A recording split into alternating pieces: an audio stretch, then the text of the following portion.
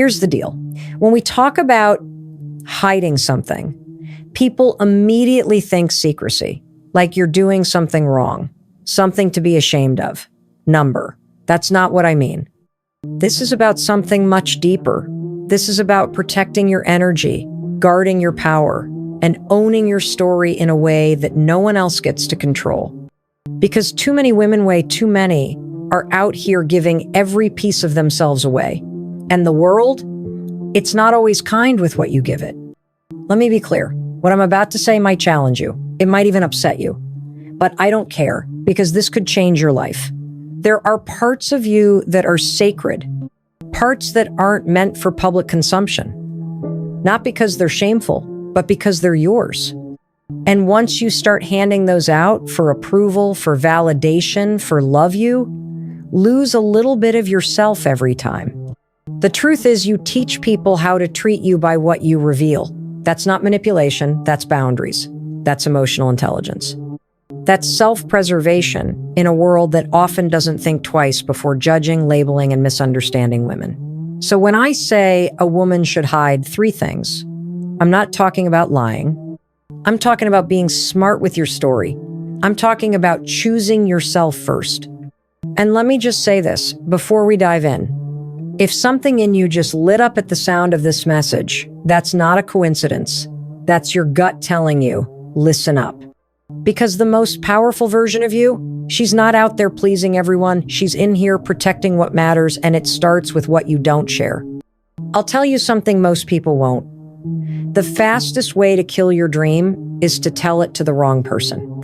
You share your vision too early, and suddenly you're surrounded by doubt, fear, opinions, and none of it is yours. You know why?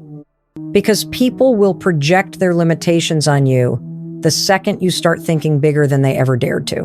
And if you're not strong enough yet, and let's be honest, sometimes we're not, you'll believe them. I learned this the hard way. I had dreams, big ones. I wanted to speak, to write, to create. And in the beginning, I told everyone, you know what I got back? That's unrealistic. You're not qualified. Why would anyone listen to you? And I started to believe them. I started playing small. Until one day, I said, screw it, I'm doing this anyway. But I kept it to myself. I got quiet. I got focused. And when the results started showing, that's when I spoke up. Here's what I need you to understand. Your dream is a seed. And when you plant a seed, you don't yank it out of the soil every day to show people. You water it, you protect it, you let it grow in silence. Too many people are digging up their dreams for Instagram likes or family approval and then wondering why nothing grows. Your dream deserves better. You deserve better. So yeah, hide your dream.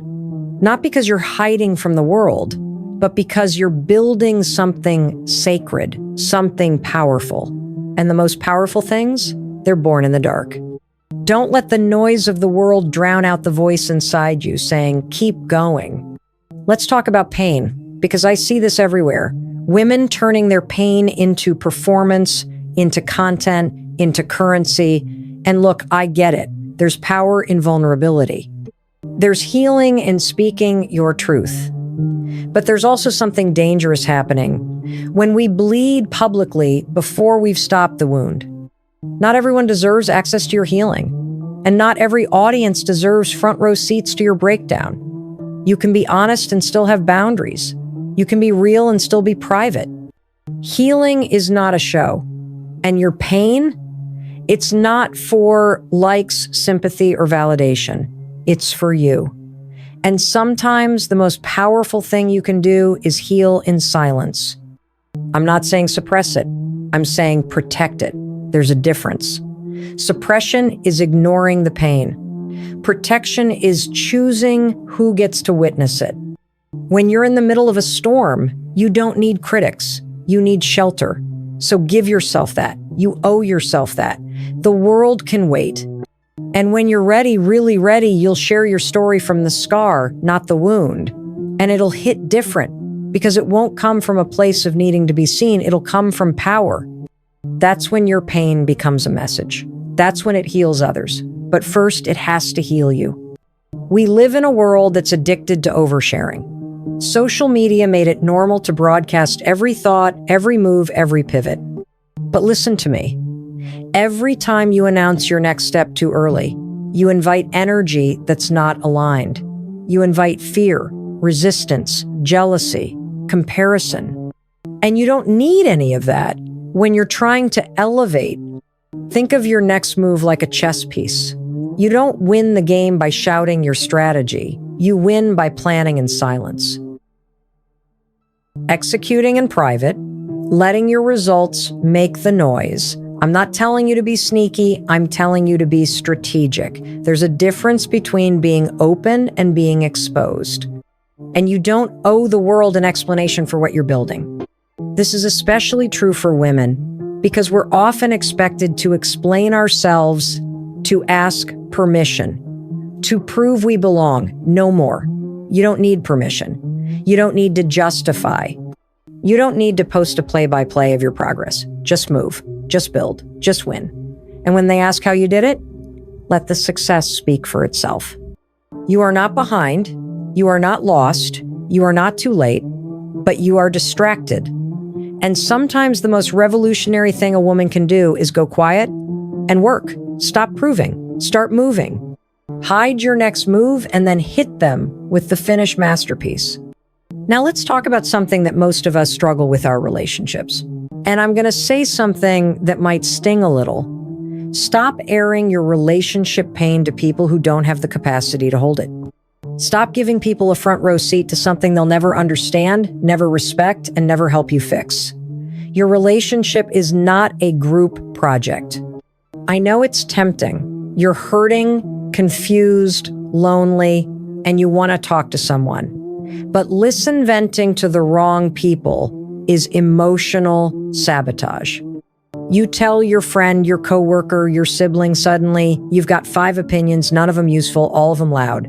And what's worse, sometimes those people hold on to your pain longer than you do. You've moved on, but they haven't forgotten what he did.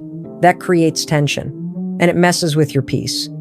You need sacred space for your relationships to breathe, to work through things, to fail or succeed on their own terms, not under the microscope of people who thrive on gossip or drama. You deserve that.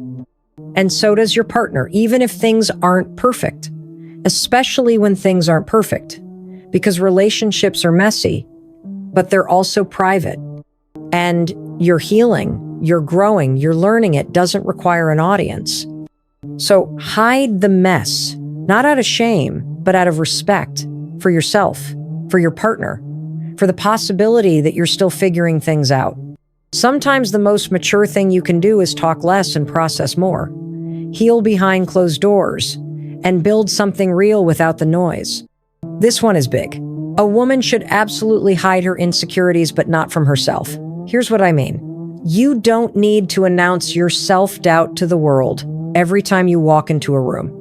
You don't need to shrink yourself by highlighting every flaw before someone else does. That's not honesty. That's insecurity in disguise. And it's time to stop using vulnerability as a mask for low self-worth. Here's the truth. We've been conditioned to soften our power by pointing out our flaws before someone else can. We think if we say it first, I know I gained weight. I'm not really good at this. I probably sound stupid.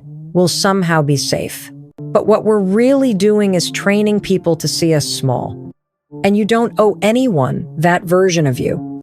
But I'm not telling you to pretend. I'm telling you to deal with it privately. Get honest with yourself about the parts you want to change. Journal it. Talk to your therapist. Sit with it. But don't perform it. Don't give people ammo to use against you. Because here's the thing. The world doesn't need another self-deprecating woman. The world needs a woman who knows exactly where she's insecure and is working on it in silence. The most powerful women I know, they've got insecurities. Of course they do. But they don't lead with them. They lead with strength, with intention. And they do the inner work where it matters behind the scenes. So do the work, face the mirror, but keep the process sacred. Let's talk about your brilliance. And let's get one thing straight. You don't need to prove how smart you are. You don't need to flex your intelligence to earn your place. Too many women are over-explaining, over-justifying, over-performing in rooms where they already belong. And you know what that does? It drains your power. There's a quiet confidence that comes from knowing exactly what you bring to the table, but choosing to speak only when it matters. That's what we call mastery. Not showing off, not dominating the room, but holding your knowledge like a weapon you only draw when necessary. Because here's the truth. People who truly understand their worth don't need to constantly advertise it. So hide your depth, not out of fear, but out of control. Learn to observe more than you speak. Learn to listen with intention. Learn to play the long game. Because when you drop a truth bomb out of nowhere after you've been listening, watching, learning, it lands with weight. It shifts the room. That's power. That's presence. That's impact. You're not here to impress people. You're here to influence outcomes. And sometimes the most strategic move you can make is staying quiet until the moment you can't be ignored. Money. Let's go there. Because this one, it's not talked about enough. Your financial moves, your plans, your goals, they're nobody's business until they're real. Too many people start talking about what they want to do instead of just doing it. I'm going to save. I'm investing. I'm building something big, and then nothing happens. Why? Because the energy got leaked before the action even started. Money is emotional. It's tied to your sense of worth, your freedom, your choices. And when you talk about it too soon, especially with people who don't get it, you invite resistance. You invite judgment. You invite people who will talk you out of your own success. So keep your financial dreams locked down. Move in silence. Grow your wealth without needing to post about it. You want to save 6 months of income? Do it without announcing it. You want to build a business? Build it before you brand it. You want to retire your parents? Put in the work and let the results speak. Because money loves focus. Money loves clarity. And both of those things require quiet. This isn't about being secretive. It's about being intentional. Because your financial freedom, it's not just about money. It's about power, options, peace. And that kind of power is too precious to be exposed to anyone who hasn't earned the right to hear your plan. This one is personal, and it's urgent. You must, absolutely must, hide your self-worth from public opinion. Because if you don't, if your value is tied to how many people like you, approve of you, agree with you, you will live in emotional chains your entire life. And you deserve better than that. Let's get real. People are fickle. One day they love you, the next they tear you apart. You say one thing they don't like, you're canceled. You wear one outfit they don't understand. You're criticized. And if your worth is tied to that noise, you're in trouble. Because public opinion is unstable. But your worth, that has to be unshakable. I'm not saying ignore feedback. I'm saying don't build your identity around it. You can take what helps and leave the rest. But at your core, you have to know you are enough. You are worthy. You are whole, not because people said so, but because you say so. That's the kind of power that doesn't waver in a storm. That's the kind of power that can't be canceled. So guard your self-worth. Keep it off the auction block of public approval. Hide it in a vault so deep that no tweet, no comment, no rejection can reach it. Because the woman who knows her value, she's untouchable. Now, before we wrap, I need to flip everything I just said on its head. Because while you're out here hiding your dreams, your pain, your power from the wrong people, there's one person you should never, ever hide from: yourself. Be honest about what you want, what hurts, what you're avoiding, what you're pretending not to care about. That's where the growth starts. That's where the healing begins. Because when you're finally honest with yourself, you stop settling. You stop playing small. You stop wasting your life waiting for permission. Look in the mirror and get real. What are you hiding from you? That fear, that dream, that shame, that desire, pull it out, sit with it, face it. Because when you stop hiding from yourself, you become unstoppable. You become a woman who's whole, not perfect, but present, not fearless, but brave. And that woman, she changes everything. So hide what you must to protect your power. But promise me this, you will never hide from the truth. You will never hide from the work, and you will never hide from the woman you're becoming. Because she is powerful, and she is coming. Let me tell you something. The world doesn't need a louder version of you. It needs a truer one. So guard what matters. Speak only when it's time. And remember, hiding isn't weakness, it's wisdom.